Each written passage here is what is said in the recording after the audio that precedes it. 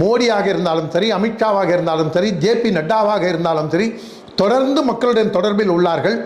அதோடு இல்லாமல் மாநில தலைவர் அண்ணாமலை மட்டுமல்ல, தமிழகத்தைச் சேர்ந்த அண்ணாமலை மட்டுமல்ல, கேரளா மாநில தலைவராக இருந்தாலும் சரி, ஜம்மு காஷ்மீர் மாநில தலைவராக இருந்தாலும் சரி, அனைவரையும் அவ்வப்பொழுது அழைத்து பேசுகின்றார்.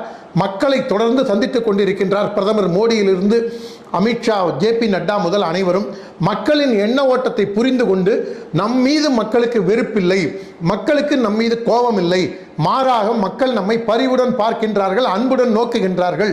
இந்த அன்பானது நமக்கு வெற்றியை பெற்றுத்தரும் என்று ஓராண்டுகளுக்கு முன்பே யூகித்து 400 சீட்டு வெற்றி பெறுவோம் என்று சொன்னார்கள்.